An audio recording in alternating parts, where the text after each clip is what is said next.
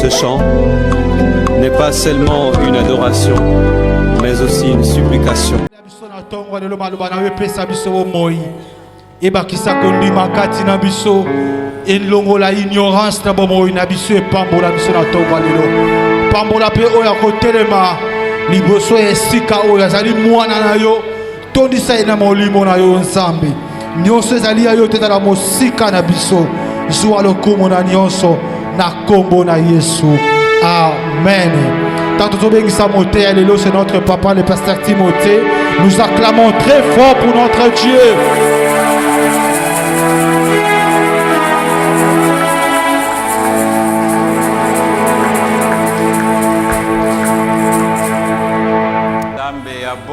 Nzambe ya nguya nyonso mwana na mpate nzambe monene nzambe ya malonga o biso topona tondimela.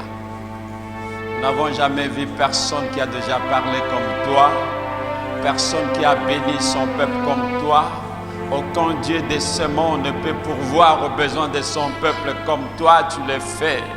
Personne n'a jamais gardé comme toi tu le fais. Personne n'a jamais béni comme toi tu le fais.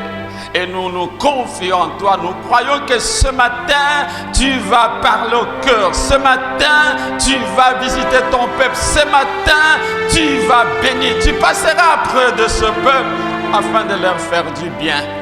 Que nous puissions disparaître, que toi tu apparais, puisque c'est toi qui donnes la vie. Saint-Esprit, nous avons besoin de toi.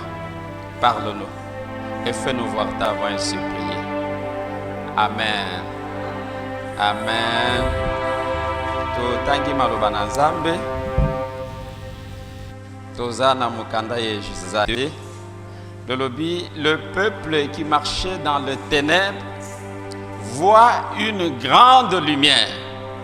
Sur ceux qui habitaient le pays de l'ombre et de la mort, une lumière resplendit.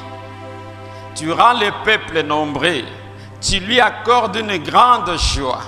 Il se réjouit devant toi comme se réjouit à la moisson, comme on pousse des cris d'allégresse au partage du butin.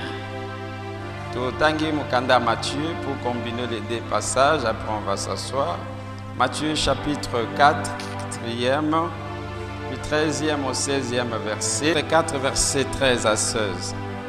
Il quitta Nazareth et vint demeurer à Capernaum, situé près de la mer, dans le territoire des Zabylon et de Nephtali, afin que s'accomplisse ce qui avait été annoncé par Isaïe le prophète. Le peuple des Zabylon et de Nephtali, de la contrée voisine de la mer, du pays au-delà du Jourdain et de la Galilée des Antilles. Ce peuple assis dans les ténèbres a vu une grande lumière, et sur ceux qui étaient assis dans la région et l'ombre de la mort, la lumière s'est levée. Parole du Seigneur. La lumière s'est levée. Zamba Pambola, on peut se mettre. Talande Kwaza Pembenayo, voisin, voisine. Moi sourire, Mote Kitoko. Yabana Zambe, Tozana, premier dimanche à mois de mai. On profite pour Nako Pambola Bino, Sanza Oyame, Ezala Sanza ya Pole Ponayo, Sanza ya Me Engengi Sama. Molili yo etiki yo etiko libela obika pole pe kongengi sama ya Nzambe. Nous saluons la présence de Maman Aimée, notre maman provinciale, la maman ya pasteur Azakati Nabiso, soit la bienvenue maman. Nous avons aussi le médecin Belande. Moi la biso azalaki wazotanga lelo akomi médecin. De ce na kepe pa naye, elle me consulte. Belande, tu es la bienvenue. Le médecin, notre médecin là, sois béni, sois la bienvenue, tu peux te mettre. C'est la fille à pasteur Popo, moi nanaye cadette. Jusque-là, on peut confirmer qu'elle est la cadette. Tu as confirmé qu'elle est cadette? Elle est cadette. Tu dis, na âge, on sait que basuki ici. Babiso tozana na badoute soki mais na moni biso pe ba cadette. Zamba pambola yo. Toza eko sepela, tout le monde est présent, c'est Papa Adora. Ça fait vraiment des années, vraiment longtemps, sois béni. Zamba Salobolamu, Hervé, sois béni. Tu es dans ta maison. Oui, Imalamu pona ndakona biso. On parle sur un petit thème, mais vraiment important. Otolobela qui pose sur mon bimba l'intervention Yabasali Nanzambe. Vraiment, il nous a emballé. Petinda qui biso na ko bondela. Maintenant, on va clôturer pour dire que la lumière est à Paris. La lumière est à Paris. Pole eye komilakisa. Pole eye komitika. Nous devons vivre l'apparition de cette lumière. Et Paul Ewana n'est qu'une personne, on va le voir. Une personne qui s'appelle lumière. Tangwa yena bomo inayo fuengengisa.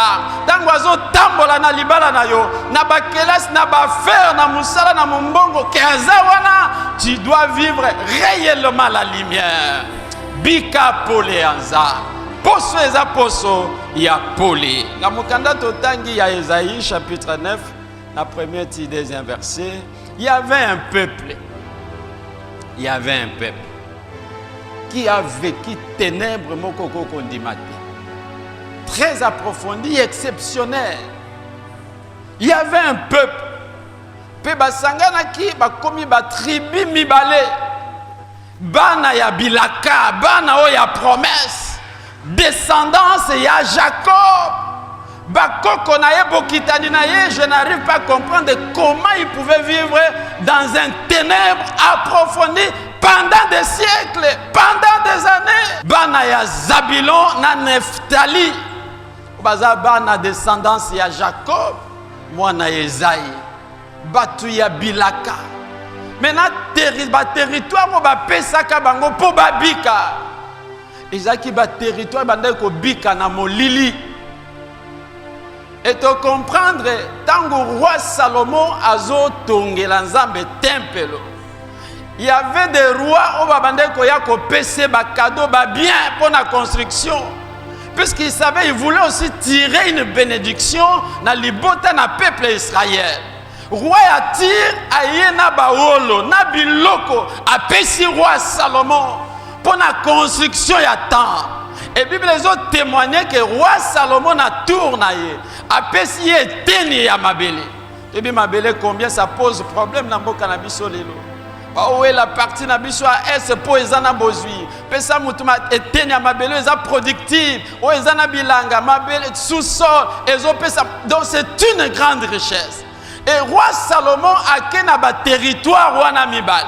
Ya Zabilon pe a Neftali a pesi eteni wana. Amemi ya ebisie bokende bo pesa roi oyati ndambu ya mabele kuna azo asalela yango pona bolamo ya salibish.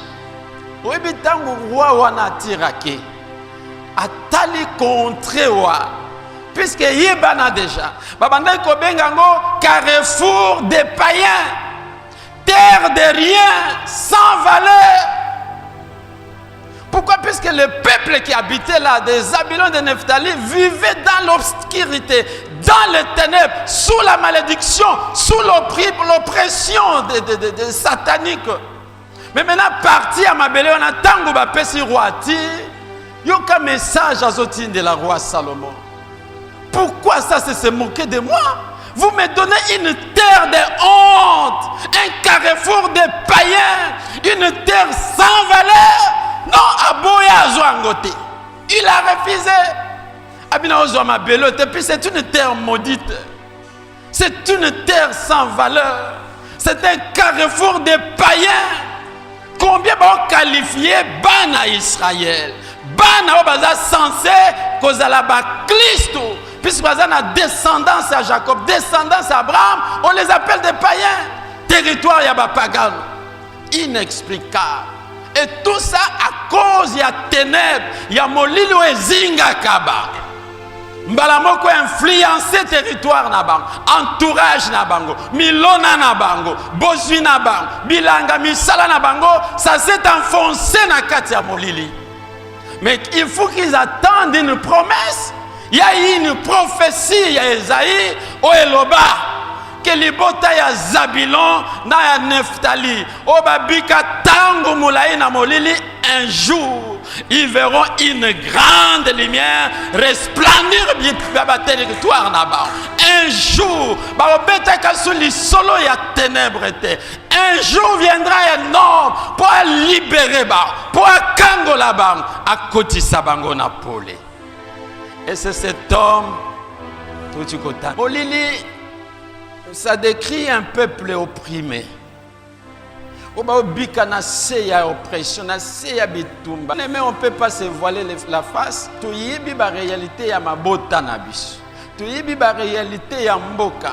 Ya libala na yo, ya musala na yo, ya église, ya réellement la lumière. Est-ce que nous sommes dans la lumière? Mabota na biso, qu'est-ce qu'ils ont éclairé? Ba vie na biso, est-ce qu'ils ont éclairé? Ou bien nous sommes sous l'oppression? Nous vivons des lumières, ce sont des ténèbres. Et ça, il y a détresse.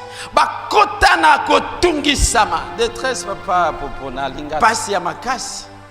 Bazana kati ya pasi, otoko benga souffrance, monyokoli. C'est les ténèbres.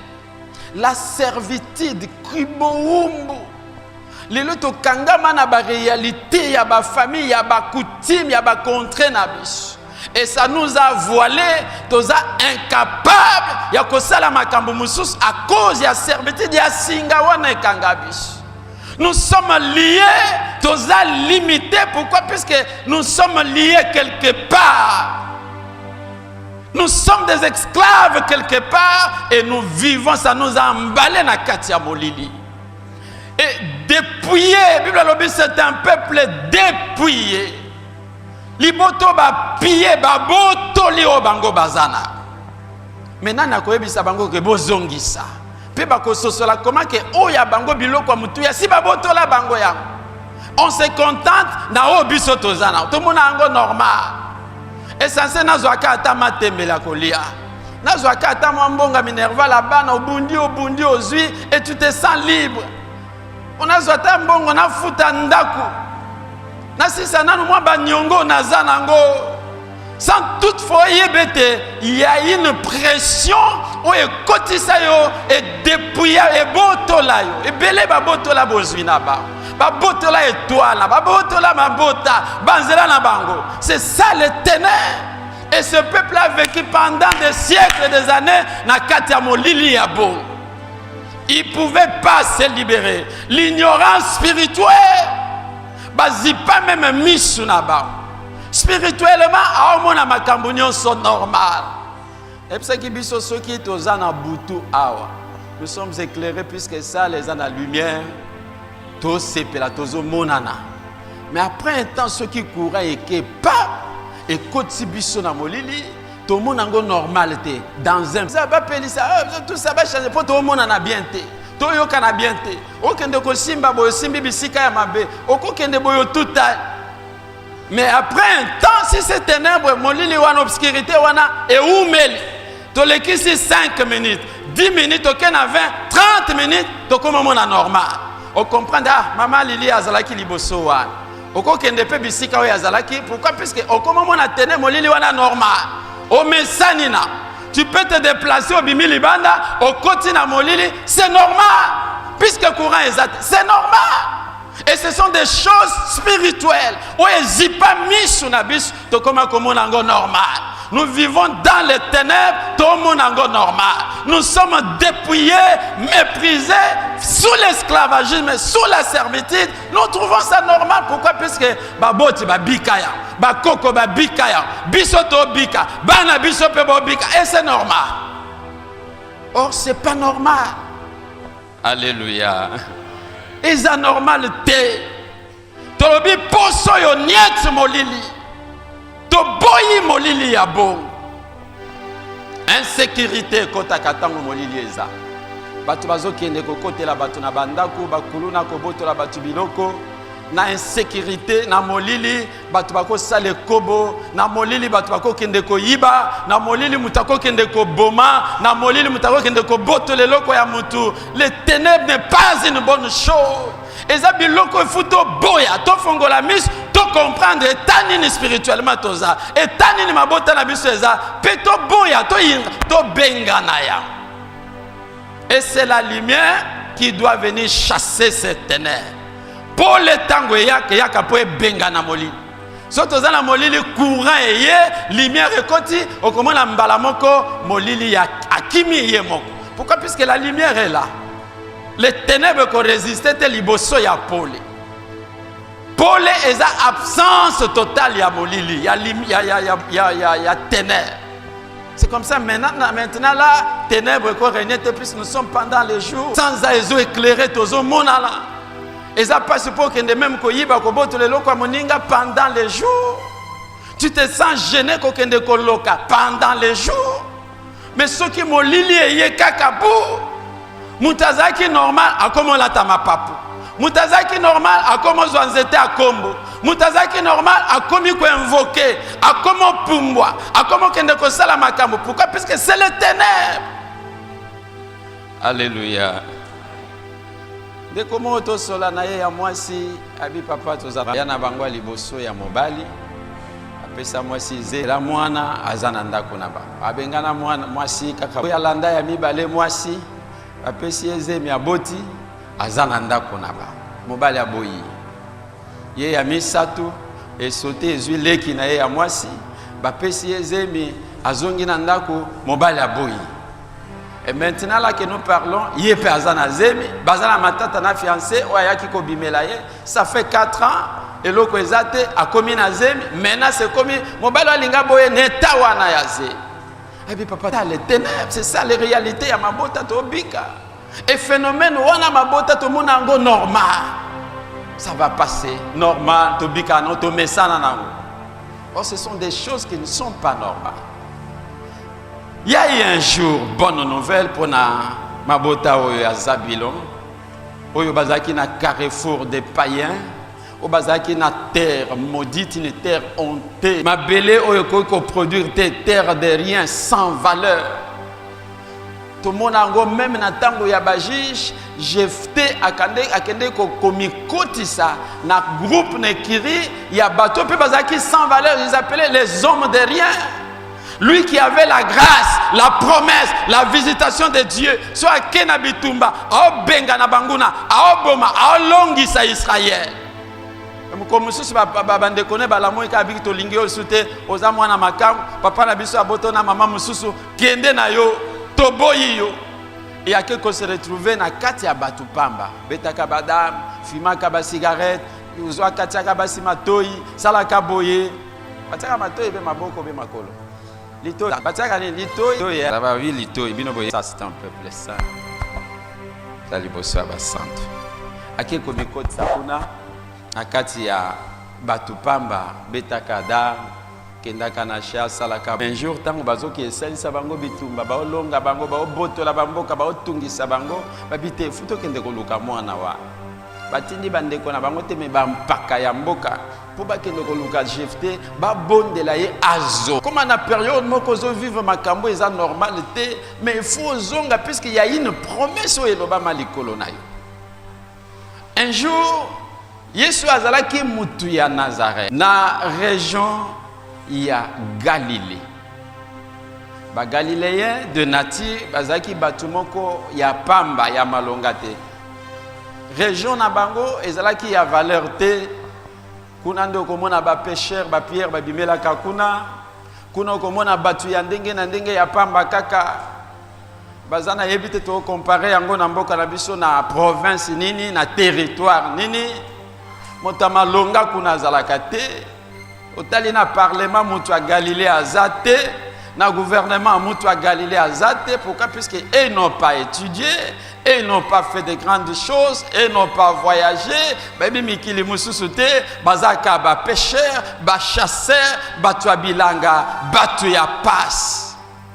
Mais Yesu akebota ya Bethléem kuna pe na contrée wana batu ya Zabilon na Neftali bapesaka bango ndambo wana tango ezaki partage ya ba territoire ya libota ya Israël bakepesa bango na contrée wa bana ya Jacob. Et c'est comme ça que babande ko bika na se ya boumbu, na pasi na bitungisi na minyoko lipuka. Leur territoire n'était pas béni. Leur territoire ezala ki ya soni. Bazaki un peuple honteux. Mais Esaïe a prophétisé dans 730 combien avant Jésus-Christ. Abibino batu ya territoire ya Zabulon na ya Nephtali. Un jour, vous allez vivre une grande lumière. Un jour, une grande lumière va vous apparaître. Et bimelabino, mbokanabino kozasu na molilité. Et kozasu carrefour ya ba paganoté. Et kozasu terre ya sonité. Mabele sans valeur te, vous aurez de la valeur un jour. Quand vous allez recevoir la visitation des normes, le passage des normes, le passage des normes. Cet homme, c'est Jésus de Nazareth. Cet homme, c'est l'agneau immolé.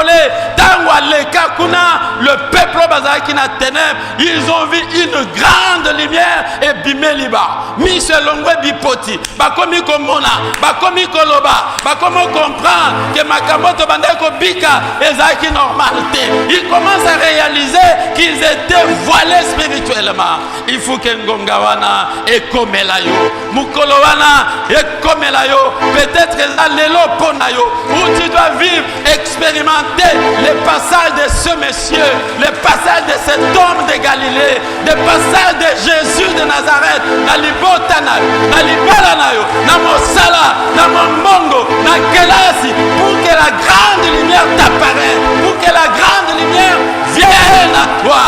Pole anzambe pesa melayo, pole wane ya kongengisa yo, makambo mona normalité, makambo eza flou, makambo ezo simba te, etambola te, obika ka même situation. Lelo, polewa, et kimisa molili, lelo, polewa, et bengana molili na libotan, lelo, polewa, et change maka. Je suis en train de prophétiser sur toi. Ma promotion est difficile, mais à cause de cette lumière, tu auras la promotion. Mutuana yokingate. Libale komaki ya bitumba, ya makasi, ya kozanga kimia, il n'y a pas la joie, il n'y a pas l'amour dans la famille, mais à cause ya pole ya mwana mpate. Zoa kimia na libala na yo. Zoa esengo na libala na yo. Zoa esengo. Et soyez libérés. Olamo ya nzambe et localisez yo. Alléluia. J'étais en train de prier à Wanazaki na retraite. Bandeko ba pesenga ba sujet de prier, j'ai prié. Après normalement na bareke tango bazo sala ngonete za ba corriger hein. Aux une na classe ba tie vie. Ba tie vie. C'est qu'il y a un Dieu qui a résolu le problème et abattu. Il y a un Dieu. Zambe wana zalanzamba résoudre le problème na yo. Likambo wana kolobelango soute. Susi wana komonango soute. Kotungisa wana elango soute. Kokankama wana kobikango soute. Dieu a accroché, c'était la bonne réponse pour toi. Il y a ma réponse, il y a malade, il y a problème na yo. Il y a malade na yo. Il y a libota, il y a libal, il y a kimia na yo.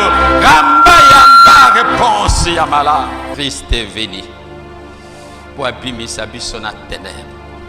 Christ est venu pour faire apparaître cette grande lumière. Pole na yo wana ko monana na bateau batiola yo baseka yo ko simba kamabota te. Ils verront cette grande lumière. Cette lumière ne peut pas être cachée. Et au bomba maté bilolobi batiaka mwinda te na se ya mesa, batiaka ngo likolo ya mesa po engengisa ndako.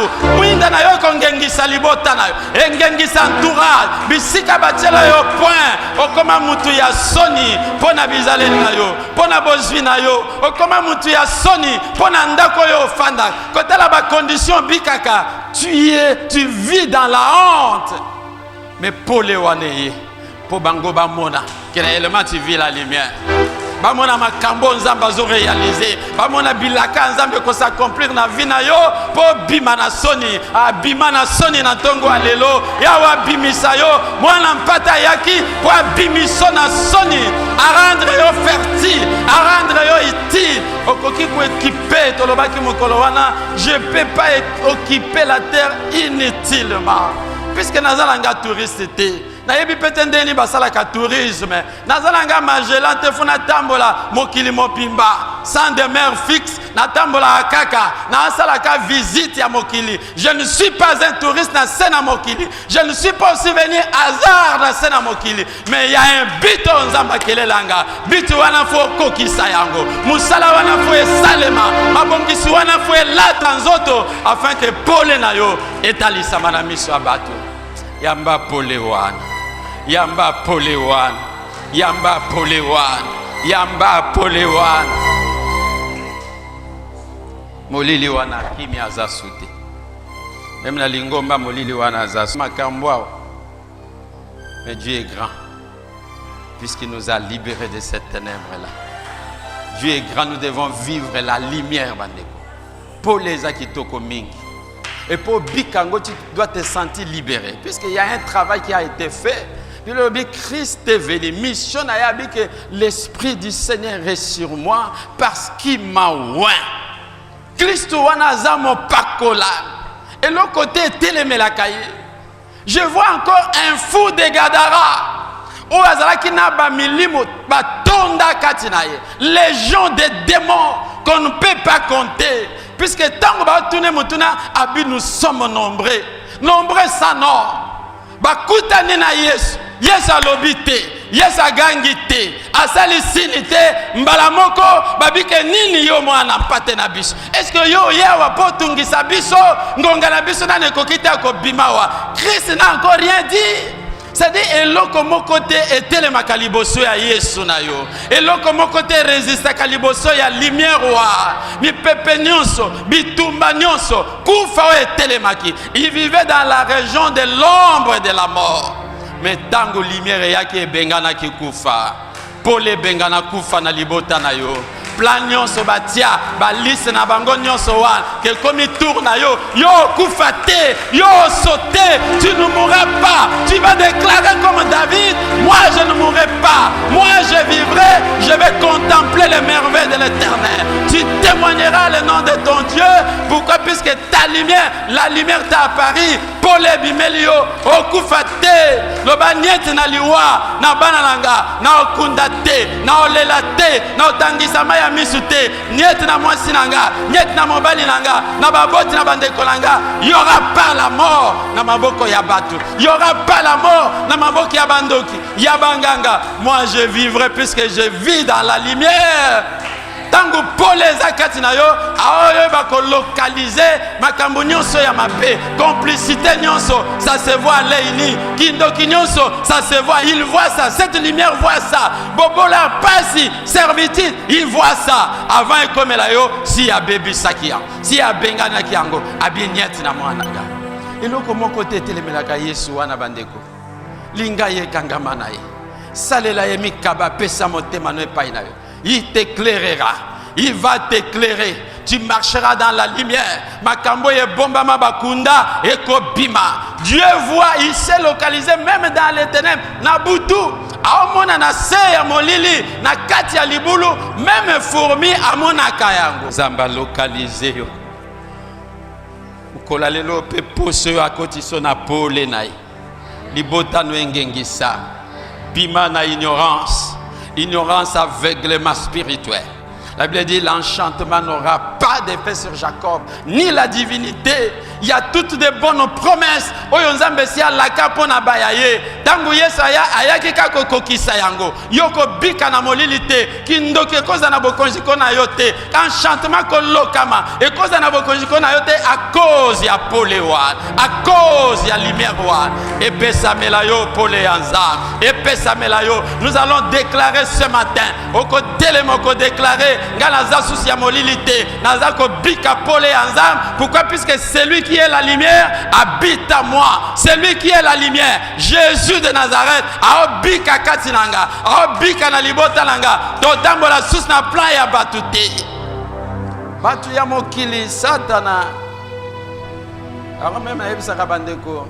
Le diable n'est pas notre ami. Ce qui zambe azo bengaye ennemi. Il est réellement notre ennemi. Mais comment toko caresser? Comment kolinga ko bika na moyini na ennemi na yo bo fanda ensemble? C'est un danger. Ma bongisi yo azanango Il faut réussir. Moussala azana moussala sur la terre. Il faut réussir. Talandenga kribla ki Job.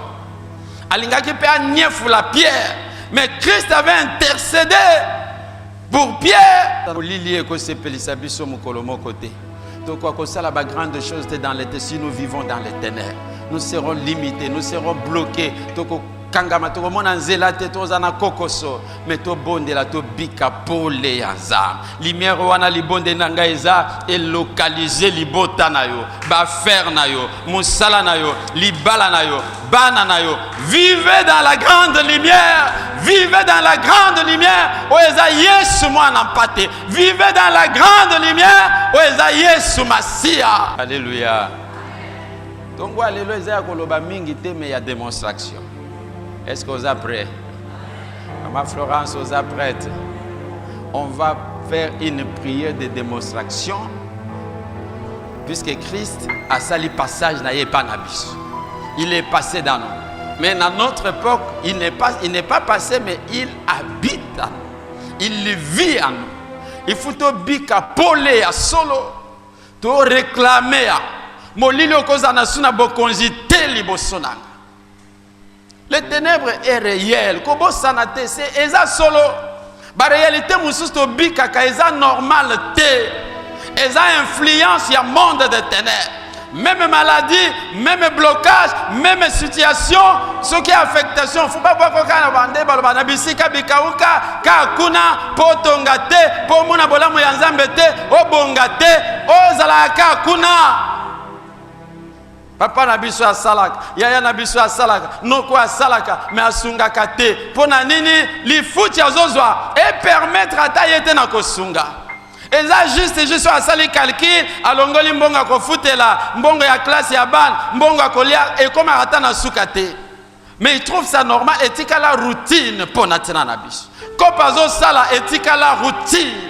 Dieu ne nous a pas appelés à ça. Il faut que cette grande lumière nous apparaisse pour la qui s'habille son zéla. Il faut te vivre. Il faut bika. Il faut sepela. Au monabola moyanzar. Yeshua sabapote sur la terre. Vous recevrez les centimes. Vous ne manquerez de rien. Vous serez bénis. Vous serez la tête et non la queue. Vous vivrez l'abondance. Vous vivrez la prospérité. D'ailleurs, souci na yeza que nous puissions prospérer à tous égards. Donc, fou le canagnon. Est-ce que nous le vivons réellement? Est-ce que tu bikaya? Mais zabiloko yako bengana yako bundisa. Il est venu loin par le Saint-Esprit pour nous libérer. Alongola biso na bestoma batungisa biso mikolonios na ba souci pona nini ba condition to bikeza malongate ba cadre to bikeza malongate. Ah, nina memela biso souci mitungisi mikolonioso estoma oyanga etika angate esila kate na balolata maya fufu esila te na melata kisiboy na kene na bokoko estoma oyo ekosila comment aussi longtemps les problèmes à la source ça bloque, c'est pas encore résolu. D'autres estomac, mais le vrai problème n'est pas cette gastrite. C'est pas ça le vrai problème. Maladie aux autres traités, c'est pas ça le vrai problème. Problème, il y a Moutouya, il y a Kobenga na Molili, Poléa, afin qu'on mona estomac wana ko libéré yo, makolo wana ko libéré yo, situation zobi que ça normalité, maladie wana ko libéré yo quand la lumière apparaîtra. Poléa et benga na Molili nyosa bomo inayo. Poléa, dena olo baba yembi bazo mata. Poléa et benga na molili na bomo inabis na mabota na lingomba la biso. Il y a des choses au Salema, même na lingomba, pour nous retenir captifs, pour nous bloquer, pour kanga biso na esclavagisme, na servitude. Mais il faut que cette grande lumière apparaisse pour éclairer, pour enlever, éclairer la lanterne, pour être ton mona polé. Alléluia, alléluia, alléluia. Est-ce que tu côté les matobonde là? Et ça, chacun doit tirer la couverture de son côté. Pour que mon amakambo et ma bongiso et ça va bongisa ponayo et koki samela tanzo. Ozo pamolana nous zabe. Alléluia.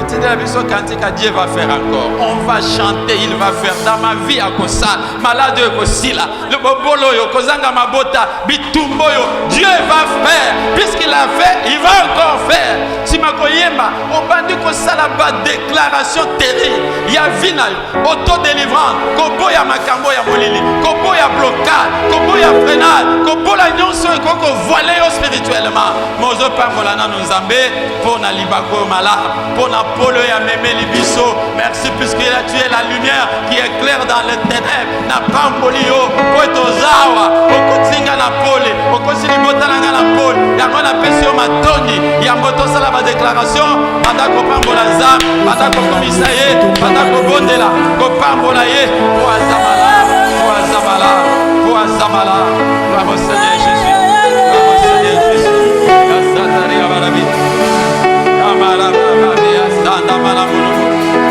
Yazanda Barashideri Abarabi, Matonde Paina Yomana Pati, Matonde Paina Yomana Pati, Matonde Mwana Pati, Nawe ayatola kibako nous sommes là, le Dieu de la lumière, le Dieu de la lumière, nous voulons voir et vivre. Cette lumière nous appartient.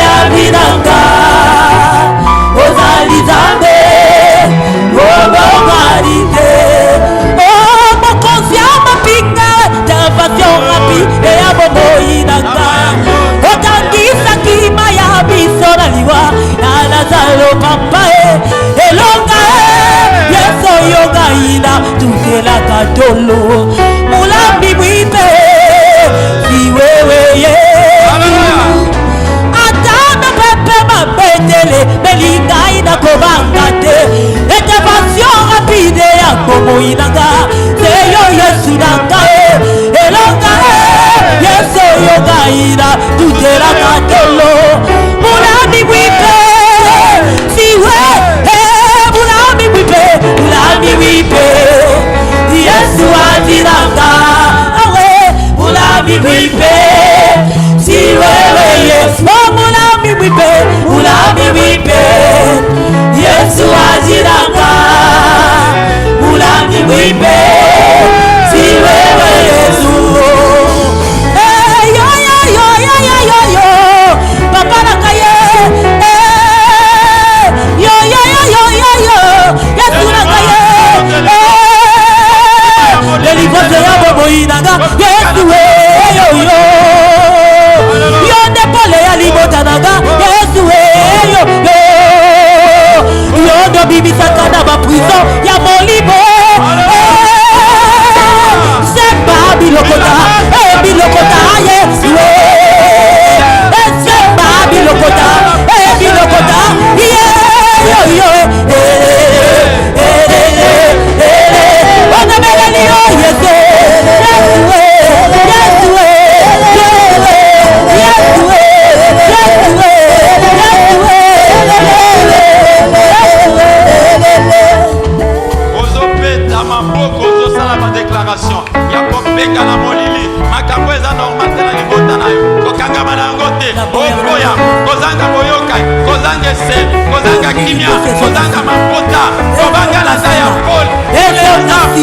Alléluia.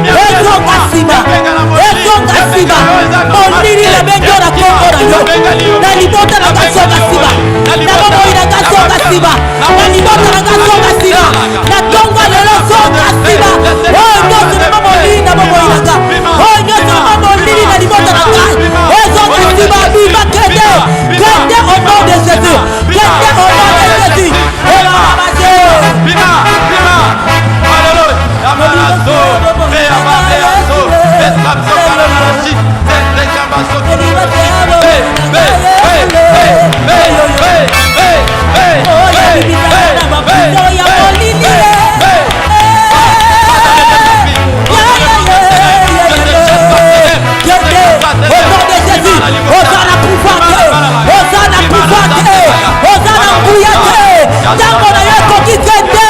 Au nom de Jésus. Au nom de Jésus. Au nom de Jésus. Au nom de Jésus. Osana Kouyate. Osana Kouyate. Osana Kouyate. Kende Bima. Libère ma famille. Libère ma maison. Libère mes affaires. Libère ma vie. Au nom de Jésus. Libère. Au nom de Jésus.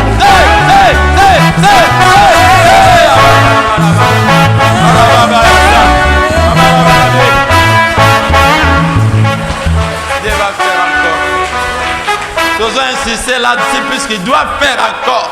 Il a l'obligation que bimisa biso na molili na malade et kangabis et comme un malade nabis, il doit nous guérir, il doit nous libérer de la servitude d'esclavagisme. Oyemba na bis si maloyembo yo banda ko sakola victoire do banga naza malade te nga naza mobola te po pole nzambe ye nga naza na pasité po pole nzambe ye makambo na ngezo kangama te promotion na ozela eza yanga epese melinga banda ko yamba banda ko mona ya si maloyem o confesser victoire ko sala ba déclaration ye longa ya ko inviter pole habiter réellement na bomoina yo. Oh Yahweh nabika mwa sembola loboko na yo bato nyonso bamona yango o bakumisa komona Yahweh Yahweh nabika mwa sembola loboko nyonso bamona yango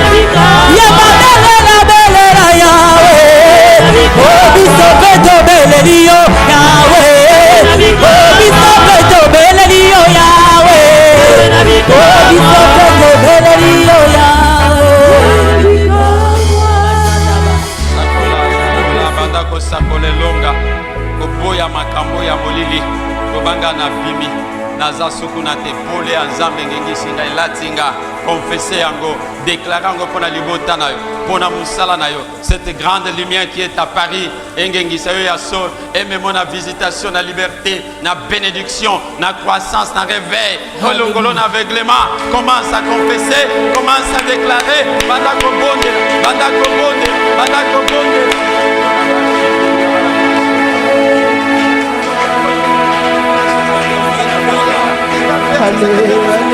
oui, c'est ça.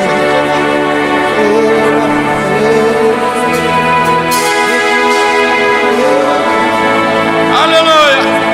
Sors de l'esclavagisme, sors de ténèbres, vis la lumière, vis la lumière.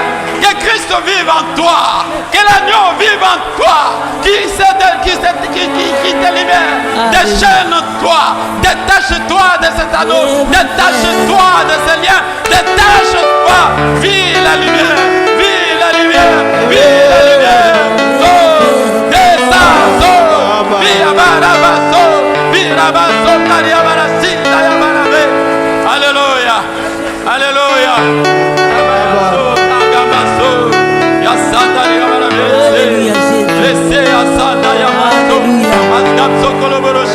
Alléluia. Alléluia. Alléluia. C'est l'extrait en zembo ya louange yemba kola motema afin que paix soit liberté. Si le Fils vous a franchi, vous êtes réellement libre. témoigner que tu la monnaie ensemble, comme on a visitation afin que te clôturer. Dieu va faire encore. Oh, Dieu va faire encore. Dieu va faire encore. Oh, Dieu va faire encore. Dieu va faire encore. Oh, Dieu va faire encore. Dieu va faire encore. Oh, Dieu va faire encore. Oh, dans ma vie, il va faire encore.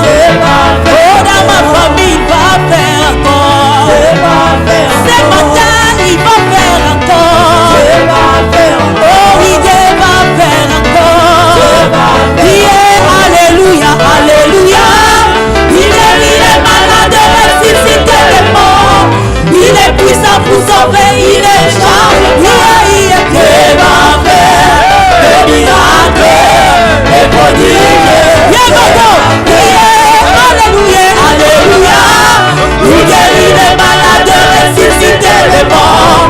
Il est puissant pour sauver, il est chargé. Dieu va faire des miracles, des prodiges. Dieu va faire encore. Ce matin, il va faire encore. Oh, dans ma vie, il va faire encore. Oh oui, Dieu va faire encore. Oh oui, il va faire encore. Malgré les blocages, il va faire encore.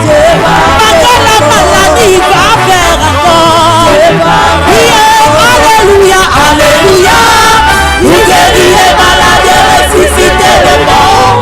Il est puissant pour sauver les gens. Dieu va faire des miracles, des prodiges.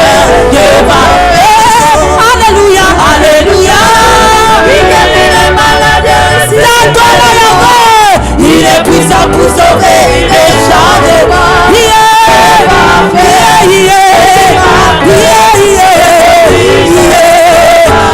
Nous proclamons Dieu va faire encore. Malgré les ténèbres, il va faire encore. Malgré la maladie, il va faire encore. Malgré les blocages, il va faire encore. Il est dans ma vie, il va faire encore. Alléluia, alléluia. Il guérit les malades, ressuscite les morts. Dieu va faire des miracles, des prodiges. Dieu va faire.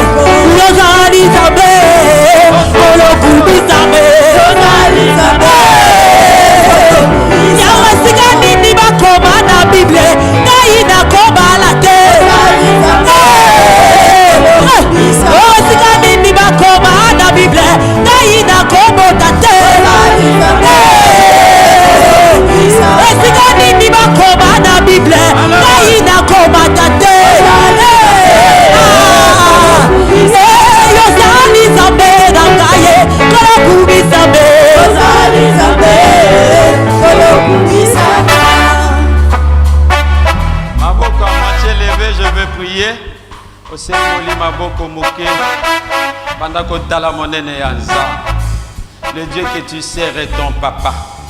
Le Dieu que tu es venu écouter, prier, adorer ce matin, c'est lui qui t'a créé. Il est ton papa. La Bible dit que même les cieux des cieux ne peuvent pas le contenir. Il est tellement grand. Na monene ya zana kweza monene ya bolingo ya zana ngolikolo na. Ko bika tango nyoso te na molili afin que Paul et à moi n'en patengengisa yo. Seigneur, ce peuple est à toi. C'est le troupeau de ton pâturage. Le peuple que tu as acquis. Tu t'es donné à nous pour ce peuple, n'est-ce pas? Tu as accepté de donner ta vie, Seigneur, afin de mourir une mort honteuse. Ensemble avec les brigands, les bandits, les assassins, les voleurs. Toi qui étais Dieu, toi qui étais juste, c'est pour ce peuple, n'est-ce pas? Dieu, viens, accorde la lumière à ce peuple. Viens, libère ce peuple du ténèbre. Viens, approche-toi de tout un chacun. Fais-lui tirer du ténèbre. Fais-lui sortir du ténèbre. Que les ténèbres ne règnent plus. Qui vivent plus les ténèbres. Qui vivent plus les désastres. Qui vivent plus les l'ignorance spirituelle, plus sous les liens, plus sous la servitude, plus sous la condamnation. Qu'il soit libéré, qu'il soit libéré, qu'il soit libéré, qu'il soit libéré. Reçois ta liberté. Reçois ta liberté. Il est écrit, si le Fils vous affranchit, vous êtes réellement libre. Vis cette pleine liberté. Vis cette pleine liberté. Christ est à tes côtés. Christ habite en toi. Que cette grande lumière t'apparaît, t'accompagne. Vis à toi, dans ta maison, dans ta famille, dans tes affaires, dans ton mariage, dans ton travail, dans ton commerce. Vis la grande lumière. Dans ton ministère, vis la grande lumière. La grande lumière, afin de célébrer le roi, afin de témoigner ton Dieu, afin de t'attacher. Reçois le témoignage de l'agneau. Reçois le témoignage de l'agneau. Reçois le témoignage. Excelle, monte, monte, monte. Va de là-bas. Vis la lumière. Sois libéré. Que les chaînes se déchaînent. Les chaînes qui t'ont lié des libres des chaînes. Ça se déchaîne. Et katana. Mignolo la koufa. Molini la koufa. Et que ça te lâche. Au nom puissant de Jésus. Au nom puissant de Jésus. Sois éclairé. Au nom puissant de Jésus. Sois visité. Au nom puissant de Jésus. Que cette grande lumière t'apparaît. Que cette grande lumière apparaît à ton foyer. Que cette grande lumière apparaît à ton ministère. Que cette grande lumière apparaît à ta grâce. Allez à l'avant. Va de l'avant. Va de l'avant. Va de l'avant. Va de l'avant. Au nom de Jésus. Satan, tu n'as plus de pouvoir dans la vie de l'enfant de Dieu. Satan n'a plus de pouvoir sur ta vie. La malédiction n'a plus de pouvoir sur ta vie. La condamnation, la servitude, la sorcellerie n'a pas de pouvoir puisque l'agneau est vivant. Il a vaincu. Il est vivant. Il te donne la victoire. Il te fait entrer dans sa victoire. Il te fait entrer dans sa victoire. Vive cela. Vive cela. Vive la liberté. Au nom de Jésus. Au nom de Jésus.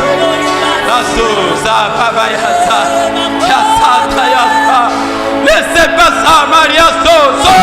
Les KPPC, Santo Koboso. Les Arabasata Nalale. Pesaka Maria Seta Baba.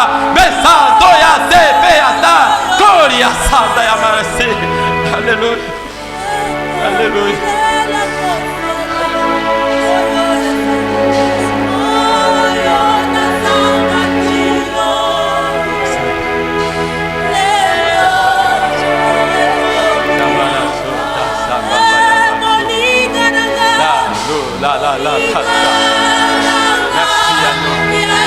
Merci à nous pour la liberté, merci pour la lumière. Merci, la lumière a brillé, les ténèbres a fui, les ténèbres a fui, les ténèbres a fui à nous. Merci pour cette lumière, cette grande lumière qui est toi-même à nous. Merci.